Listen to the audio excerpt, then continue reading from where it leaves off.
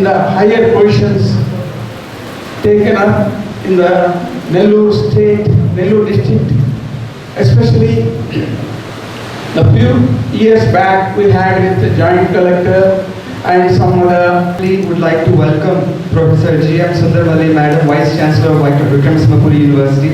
Thank you so much, Madam, for taking time off your busy schedule and coming here today to share your expertise and experience with each and every student.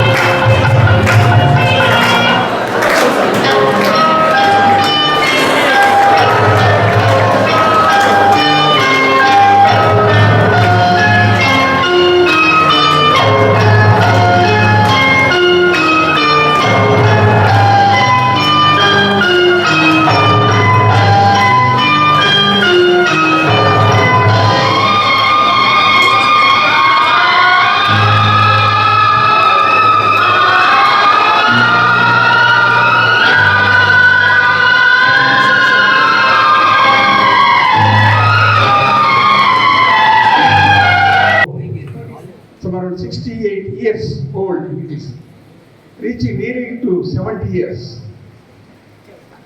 I know pretty well that during this entire 68 years, there might be 20 to 30 vice chancellors might be changed. But none of the vice chancellor was a female, madam. You are the only vice chancellor right now in VC-VSU University, of course. 2.5 years back, almost 2.5 years you worked there as a pro-vice chancellor. It is nothing but rector position. It is nothing but equal to vice chancellor position in Sri Venkateswara University. I would like to know, it is very difficult to reach this kind of higher positions by female especially because of the heavy competition from the male peers. And also, to reach this high position, so many difficulties we might have come across. I would like to know your journey to reach this high position as a Vice Chancellor of VC-VSU University. Okay. Thank you. Thank you for that introduction, especially about my name too. I don't know how many of you know the meaning of Sundaravalli. You know, you must be knowing the meaning of Sundara, but I don't know whether you know the meaning of Valli. Valli is a creeper, right? So I'm no more a creeper now. But in the reaching the heights in my life, maybe I climbed to the topmost in the academic scenario. I can say that. Yes, I will not agree totally with what you said because in the competitive world, it doesn't make a difference whether it is a male or a female. You agree, girls? You always compete with them. We always compete with the boys. The girls compete with the boys, and the male and the female, they go together. Right, compete with them, and as your correspondent was mention that always the girl students stand first in the class. Yes, it happens always. So that shows that we are way ahead of the other section of maybe the other section sitting over here. Okay, yes. It is a male-dominated patriarchal society in which we are living in, but we have moved on. We have taken a long road and a long journey for the girls to reach this height, to come to the college. Maybe the feminism or the feministic rights, they were started when because the girls were not allowed to even go to the schools. But now we are here. I am here. Right? So talking about my journey, maybe I have to start from my childhood. I was born in a family where both my parents were also from the education background. I have to tell you that I too have played from the same university, SV University. I grew up, I born and brought up in the campus of SV University, I can say. So I was feeling there, I can say. because my mother was the founder headmistress of the university school there, and so I studied in the same school under the surveillance camera of my mother all the time, very much disciplined all the time. So I didn't even have any other thoughts rather than to, but I was always a mid-4. I was an average student when I was in the school. There I started, and then I moved on to a girls' college to study in SPW college. There again, my teachers, they were an inspiration for me. When looking at the women teachers working over there all the time, they really inspired. Their life has inspired me to take up, to decide that I have to become a teacher in my life. So I never even got a chance to think whether to go for any other career or to choose any other career. That's how I was groomed from the childhood that I would become a teacher. So the teaching profession, seeing at home, my father was also a professor of philosophy. He joined in 58 in SV University, and so he retired later on after finishing of 60 years. So that's how I have seen them in the teaching profession. And I went and studied in SV University, finished my PhD, and I don't know, even I did not even think that I joined very young as a teacher in degree college. I started teaching when I was only 23 years old. I got married. So, you must be knowing that for every girl, marriage is maybe that steers the whole life, we can say. We can say that that changes the life for any woman. So that's how I started.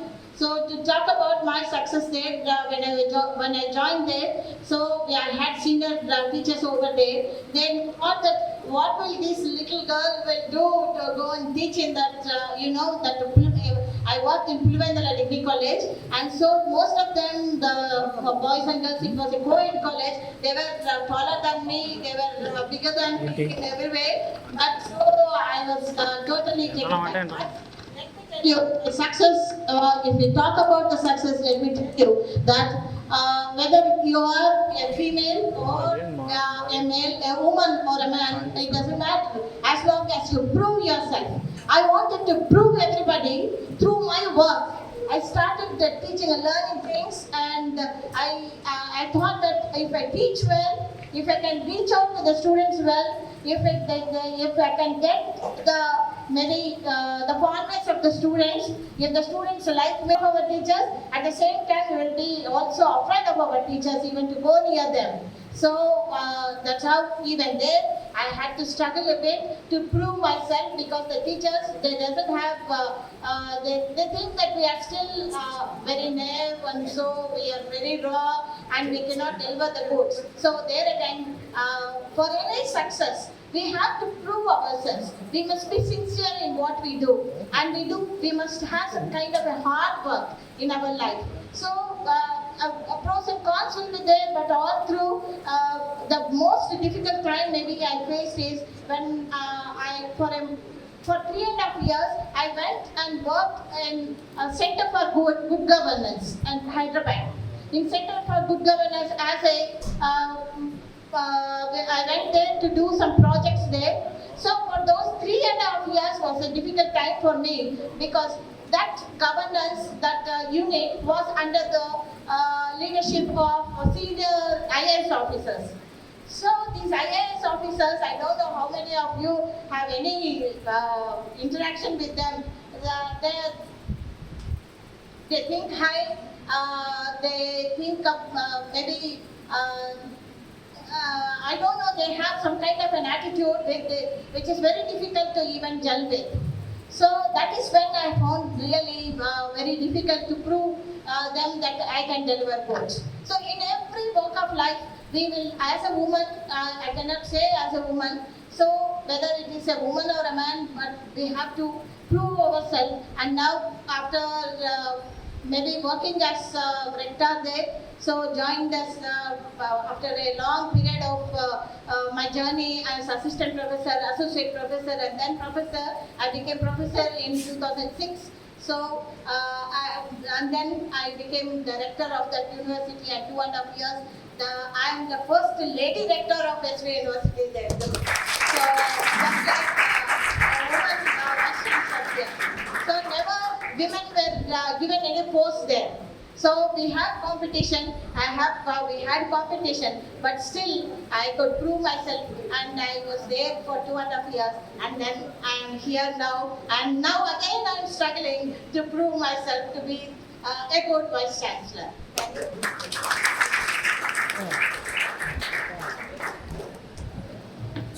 Thank you so much, madam. That was very inspiring, your journey from the beginning to how you reached to this position. In that, I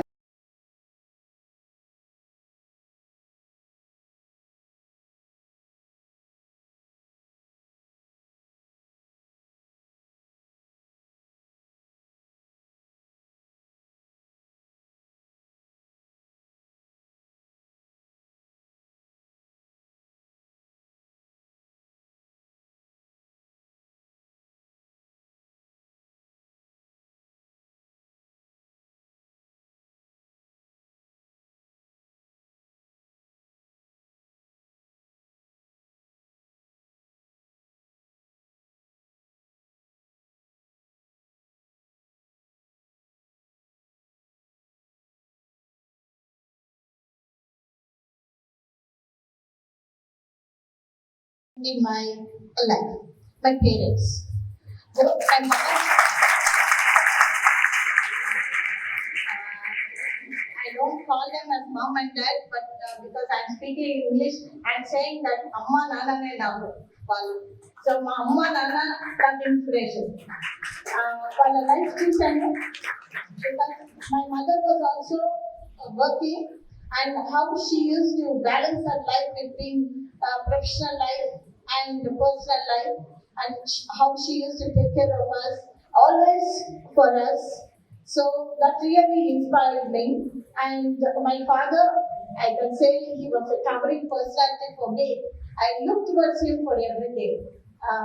ఇప్పటికీ నాకు అంటే నేను when I was only 32, I lost both my parents, but still I have a feeling that they are always with me. ఏ కష్టం వచ్చినా నా భుజం తట్టి okay you can do it అని చెప్తున్నట్టుగా అనిపిస్తుంది నాకు. So that's how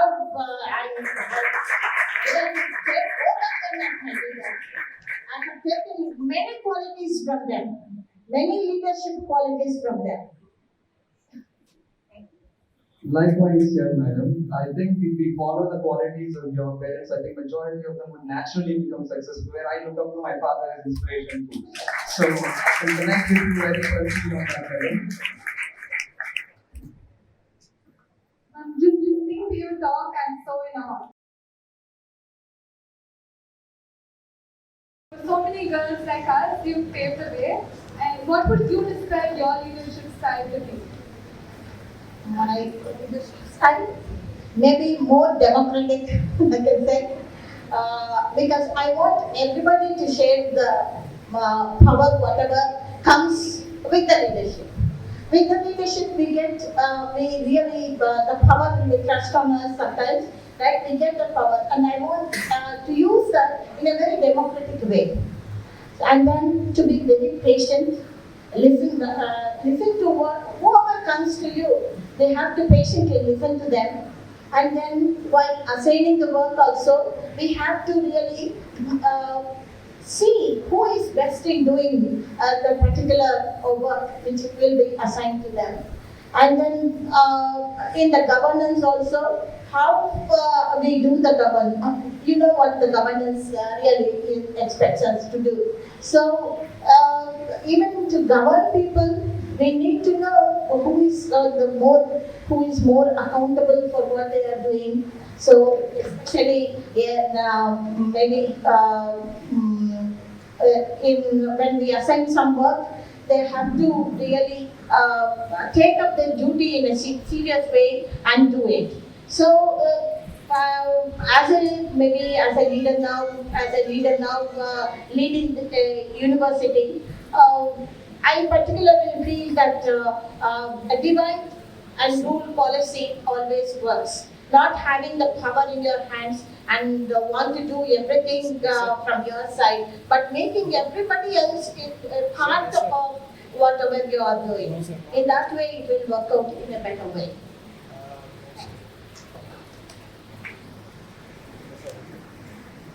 Nice, madam. Regarding this, especially in Rao's degree college, every year we are getting university ranks. You can see for the past 10 years, consequently, university ranks are acquired by the Rao students only.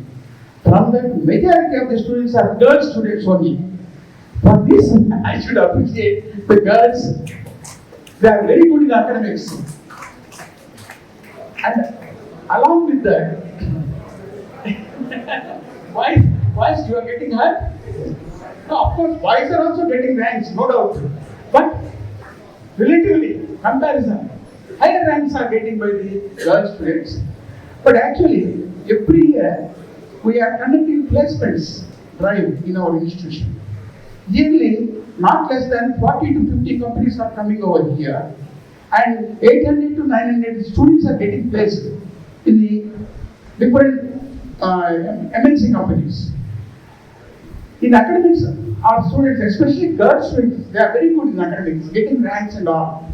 But when coming to the career choices, they have no clarity at all. Maybe because of some problems with the problem issues in the families also. After completion of their degree, they should get married. So this kind of proposals from their family. So by having all these things, they doesn't have any clarity regarding the choice of career.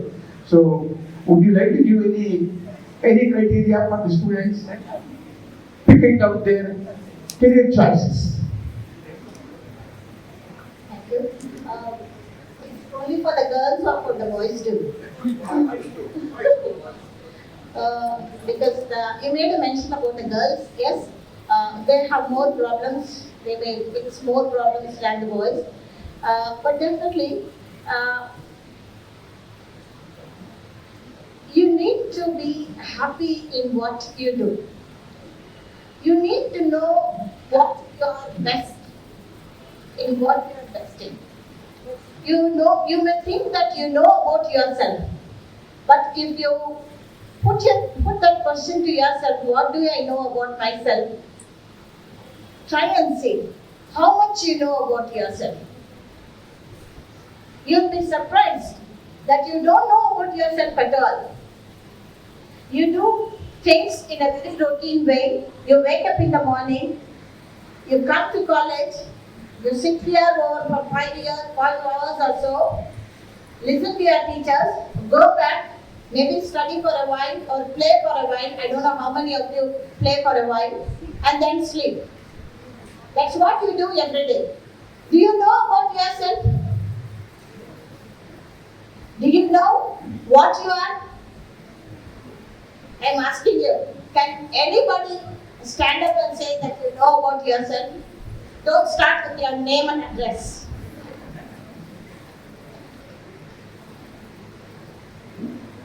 You really don't know about yourself. You know, there was a writer called Thoreau. I don't know whether you have heard about him or not. He has written a book called Wander. If you get a chance, there's been an abridged version also. You can read that book, Wander. So he went alone and lived for 2 years, 2 months, 2 days in a forest called Wander. That's the Walden Park. He went and lived there alone. You know why? To know thyself. You know thyself first. You know yourself first. You will be surprised to know there are so many hidden qualities inside you. So the MBA students, they need not take up only management course because they have done the management course. They need not go for management work at all into the corporate sector. All the BSc students, all the BS students, all the graduates who go over there, everybody can't enter the university all. Everybody can't enter the field which they like or which they are supposed to go. But definitely, if you know yourself, your strengths and weaknesses, you will see a hidden talent inside you. You will know, you will set a goal for yourself. You will dream many things, but dreams without a goal are useless. You need to have a plan for yourself. And you need to have happiness in whatever plan you make it. So, first of all, try to know yourself. So, let me tell you, some of you may be a very good cook. You need not be shy about that at all. Right? So, you may be being a good cook and having studied a BBA program or an MBA program, you can have a startup. Right? That is how you have to know what actually you have to choose, what career you have to choose. There are not the world is so big, the world is full of so many things to do. It is not only a corporate sector, but it is not only a government sector. You can have your own, you can create your own sector. Whether it is boys or girls. Yes, girls, you may stop studying in the middle, maybe. You need not be disappointed at all. You can have your own startup. You don't know what you are actually. Think of it. You go back home and think of it. What do I want? What do I want in my life? Do I know myself? You have a career ahead of you. Dream big. Strive to achieve it.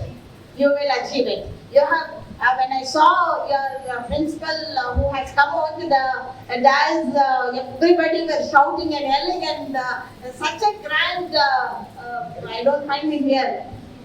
It's not here. Maybe. So such a grand welcome for him. He was. Yes. Yeah. Okay. So that's how you start asking yourself, what do I want in my life? Do I know myself? Then you can fix your career on that. Okay? Thank you.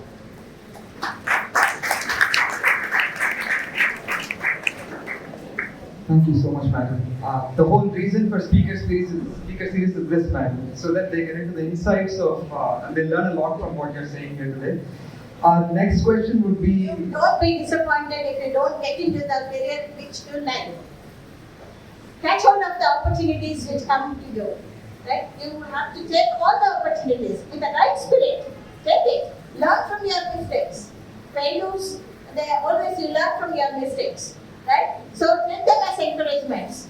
I was narrating a story recently. I think many of you will be knowing this story. I think it has come in WhatsApp groups also about the frogs. Have you heard that story?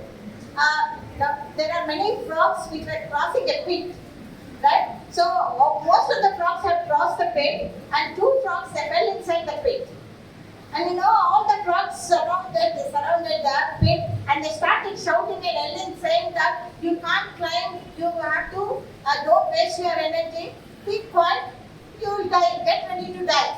So that's how they started shouting and shouting, right? So, but one frog has compromised with life and said, okay, let me stay here, okay, I'm ready to die. The other frog started jumping, tried, and finally, it came out of the pit. All the other frogs who were there, they asked the frog, so how come we were asking you to get ready to die, but you did not give up, but you came out. He said the frog didn't answer because it is death. It is death, and so it was at the notion that all the other frogs were encouraging it.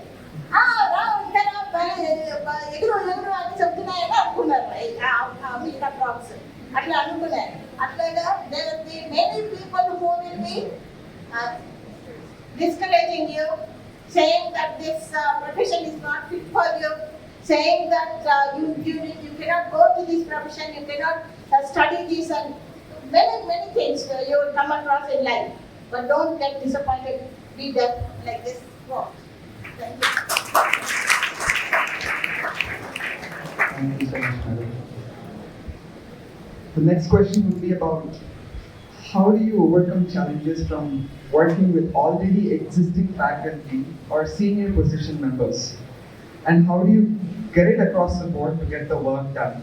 I'm sure that you would have come to this position and that you would have faced a little bit of difficulties. Not sure if you faced or not, but I'm assuming that maybe you would have faced those difficulties. How did you overcome, and what kind of advice would you give to our students here who will be in that scenario or position in the future?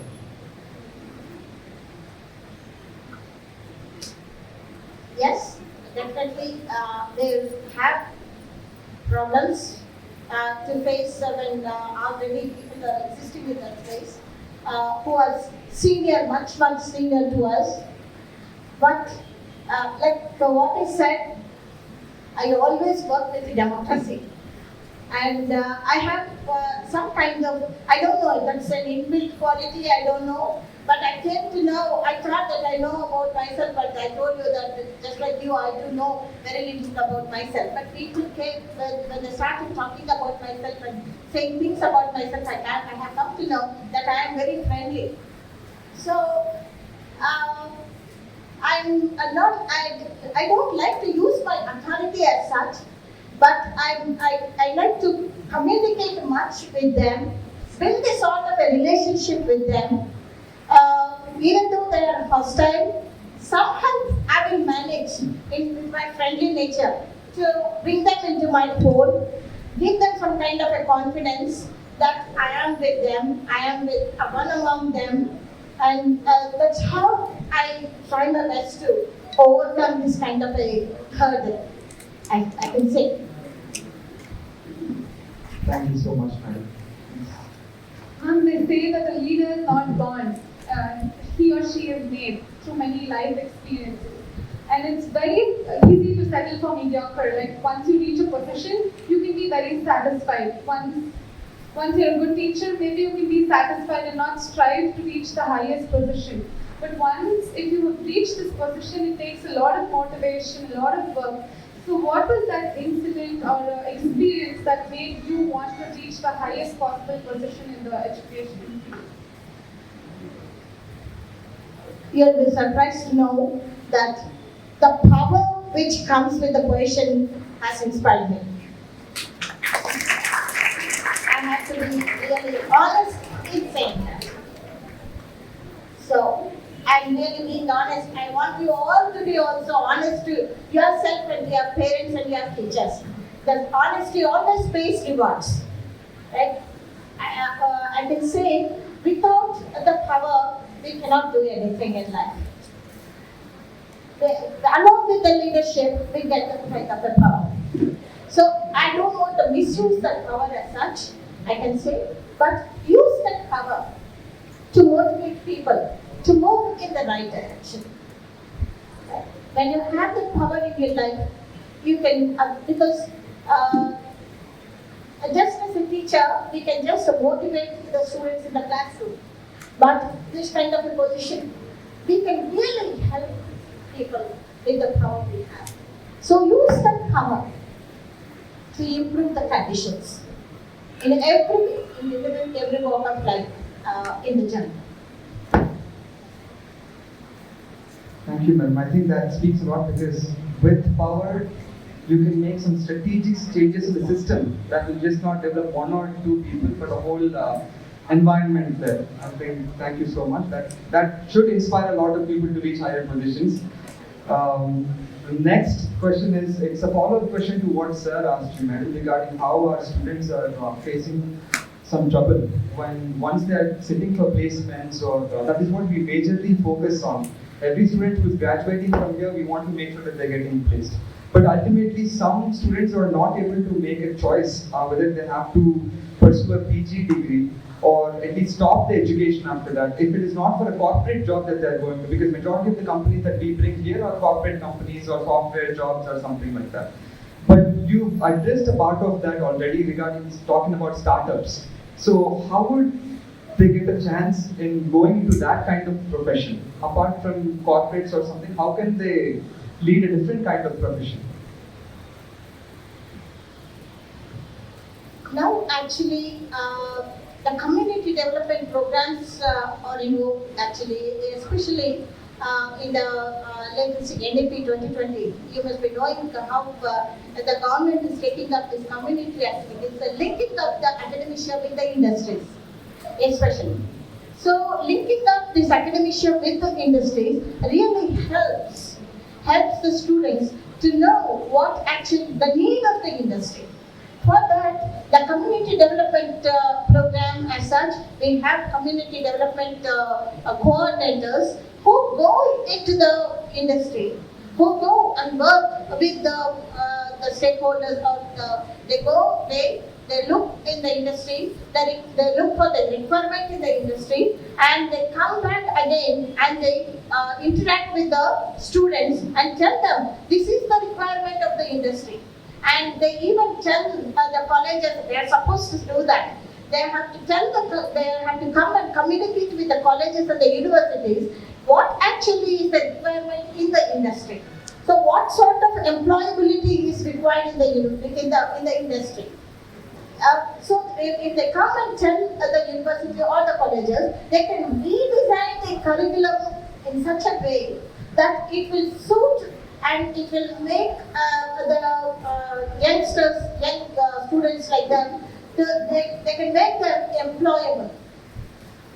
Right? There will be many industries even around this Nellore district, but never anybody has taken that kind of a pledge to go around and know the requirement in the industries. What sort of requirement they have. Right? So that is happening now. Now they started doing that. So that may help the students like you to develop this kind of employable skills. There is an internship program also for you. That also helps you. So to know what actually is the need, the internship program also will definitely help your own, maybe the talents you have inside you to come out. Right? So you may not know that you may be, some students you may be really very good in painting, or we don't know whether you may be good in some art, some kind of dealing with, yes, they are playing instruments, or there is the whole world for you to look towards to. So definitely you can make the right choice, but definitely make the right choice, and whatever you choose, be happy in it. You need to be very happy and contented, and